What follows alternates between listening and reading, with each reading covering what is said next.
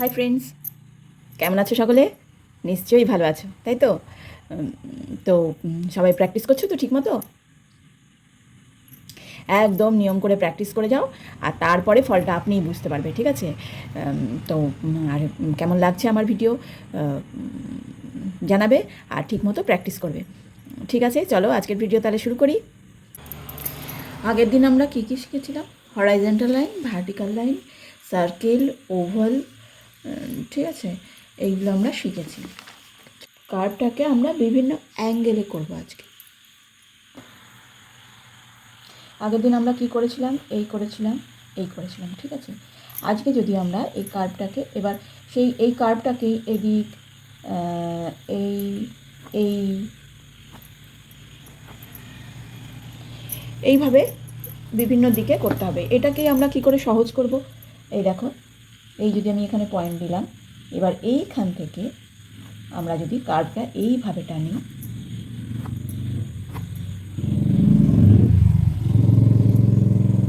হলো ব্যাপারটা সহজ, ঠিক আছে?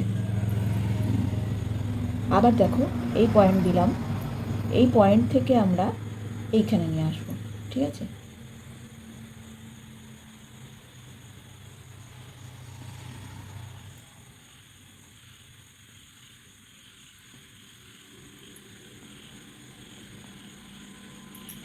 এইভাবে আমরা এই পয়েন্ট থেকে আবার এই দিক থেকে আবার এই পয়েন্টে এসে মিলালাম, ঠিক আছে?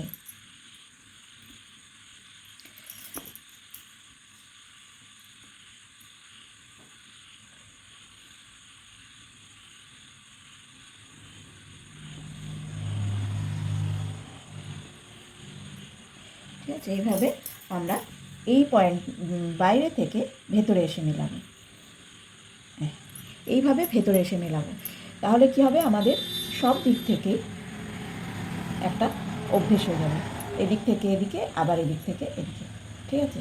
তো আমরা এইভাবে এই কার্ভটাকে বিভিন্ন অ্যাঙ্গেলে এইভাবে প্র্যাকটিস করব, তাতে আমাদের বিভিন্ন অ্যাঙ্গেলে আমরা ব্যবহার করতে পারবো, ঠিক আছে? এটাকে আবার আমরা ফুলও বানিয়ে দিতে পারি। অনেকটা ফুলের মতনও দেখতে হয়েছে, দেখো, তাই না? হয়ে গেল ফুল, বাহ!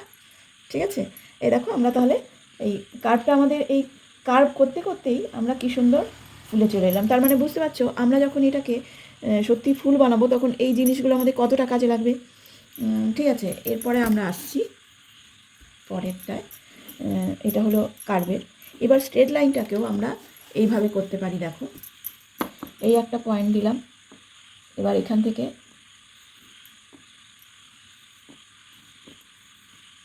ঠিক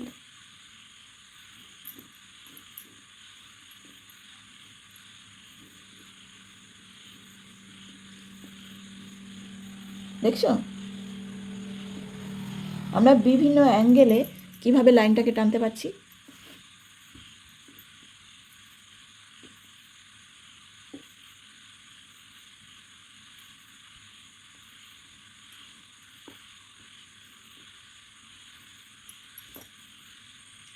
এই দেখো, আমাদের কোন জায়গাটা থামতে হবে, পেন্সিলটাকে কিভাবে নিজের আয়ত্তে আনতে হবে, পেন্সিলের রেখাকে কিভাবে কন্ট্রোল করতে পারবো, ঠিক আছে? এইভাবে আমরা টানতে পারি।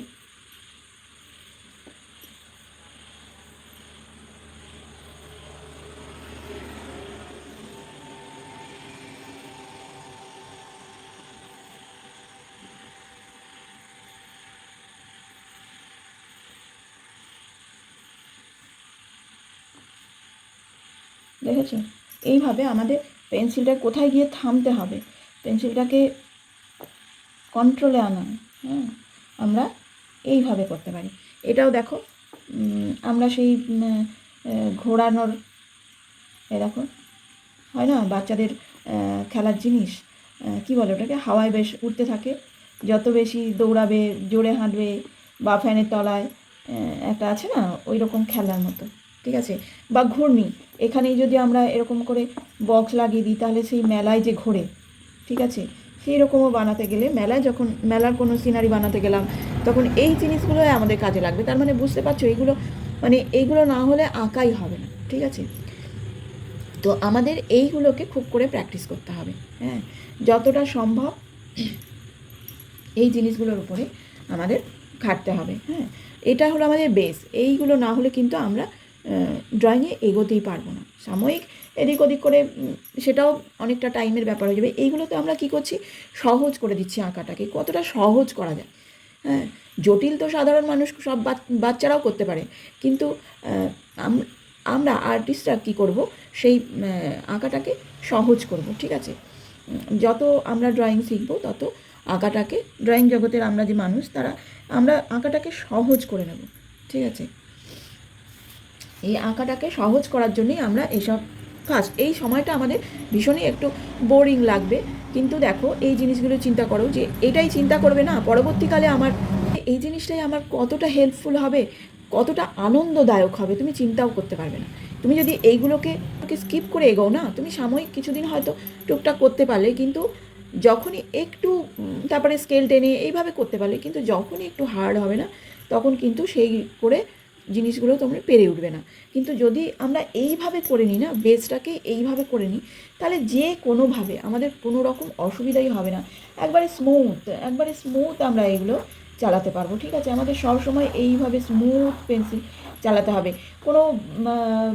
কোনো কারণ নেই, এমনি বসে আছি বা কিছু হাতে পেন্সিল আছে, স্কুলে বসে আছি, যারা স্কুলে পড়ো, হ্যাঁ, স্কুলে কলেজে যারা পড়ো, তাদের জন্য আমরা এইভাবে শুধু পেন্সিলটাকে না একদম স্মুথলি আমরা এইভাবে পেন্সিলটাকে নাড়াতে পারি। দেখো পেন্সিলটাকে না এইভাবে যদি আমরা স্মুথলি চালিয়ে যাই, এটাকেই যদি আমরা অভ্যেস করি না, তাহলে একটা পরবর্তীকালে এই হাত ঘোরানোটাই আমাদের প্রত্যেকটা কাজে আমরা যে কোনোভাবে এগুলোকে ব্যবহার করতে পারবো। ঠিক আছে, এই কার্ভগুলো ভীষণভাবে উপকারী।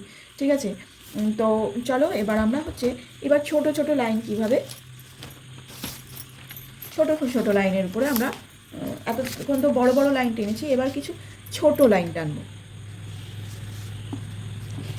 এইগুলোও আমাদের প্র্যাকটিস করতে হবে।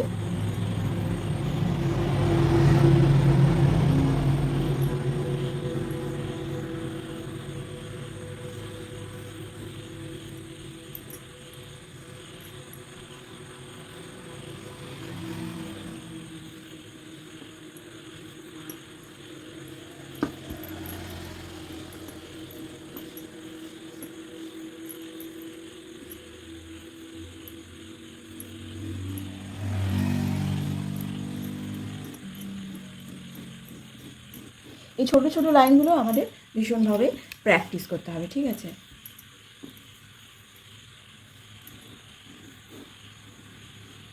এগুলো আবার পরবর্তীকালে কী কাজে লাগবে বলো তো? এগুলো আমাদের হ্যাচিংয়ের কাজে লাগবে। যখন এগুলো বেশ ভালো মতো তোমাদের প্র্যাকটিস হয়ে যাবে, তখন এইগুলোকে আরেকটু কাছে কাছে করতে হবে। ঠিক আছে, এই যে ডিস্টেন্সটা কিন্তু খেয়াল রাখবে যে সমান হতে হবে।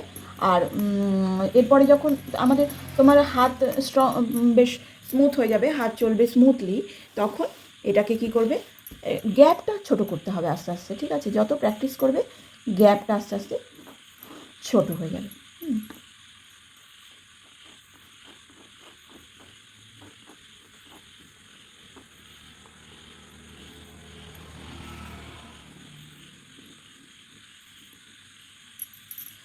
ঠিক আছে, এইভাবে আমরা প্র্যাকটিস করব।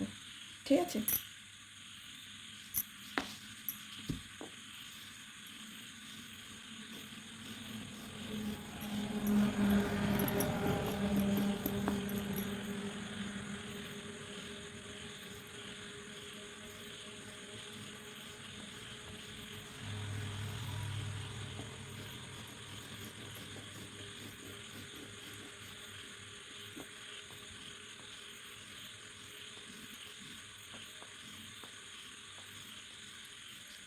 ঠিক আছে, আমরা এইগুলো প্র্যাকটিস করব।